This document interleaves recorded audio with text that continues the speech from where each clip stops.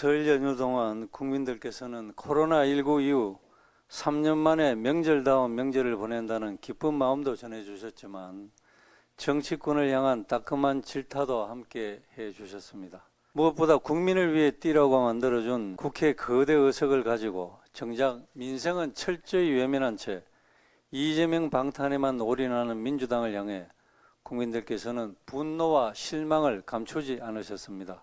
지난 문재인 정권 5년간 민주당은 무능과 실정으로 국민들의 삶을 도탄에 빠뜨렸고 숱한 내로남불과 갈라치기로 법치, 공정과 상식을 무너뜨렸습니다. 이에 국민들께서는 다시금 바로 서는 대한민국을 위해 윤석열 정부를 탄생시켰지만 민주당은 여전히 사사건건 국정 운영을 발목 잡으며 구태정당의 모습에서 한 발자국도 나아가지 못하고 있습니다. 하지만 이런 국민들의 성난 목소리에도 불구하고 어제 민주당 지도부가 설 민심 청취 결과라는 명목으로 한 기자회견은 국민들의 생각과는 너무나도 거리가 먼 말 그대로 듣고 싶은 것만 듣는 한심한 기자회견이었습니다. 시장에 나가 상인들의 목소리만 들어봐도 또 대학가에 가서 청년들의 목소리만 들어봐도 알 수 있는 것을 왜 민주당만 모르고 있는 것입니까? 민주당이 들었다는 설 민심은 대체 어느 나라 국민에게 들은 것입니까?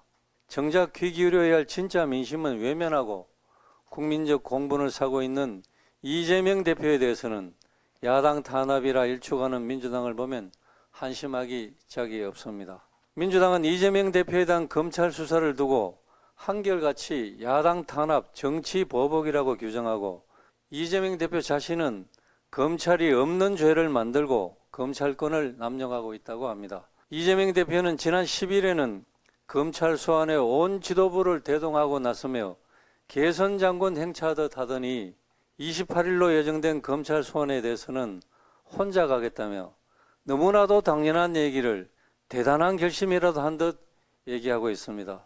민주당은 이재명 대표의 숱한 의혹에 대해 설 민심 청취 결과라고 고작 내놓은 반응이 야당 탄압이라는 철진한 프레임 수역이었습니다. 정말 어이가 없습니다. 국민은 더 이상 구태의연한 선전선동에 현혹될 만큼 어리석지 않습니다. 대체 국민을 무엇으로 보는 것입니까? 입만 열면 외교와 안보에는 여야가 없다던 민주당이 정작 윤석열 정부의 큰 외교 성과를 깎아내리기에 급급한 모습은 애처롭기까지 합니다.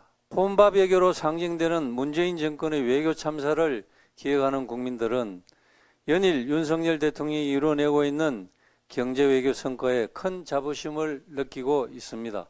이런 대통령의 경제외교 성과가 실제적 결과물로 이어질 수 있도록 여야가 합심해도 모자랄 판에 순방 리스크 운운하며 대통령의 말꼬리를 잡는 민주당의 행태야말로 대한민국의 국격을 떨어뜨리고 있음이 분명합니다.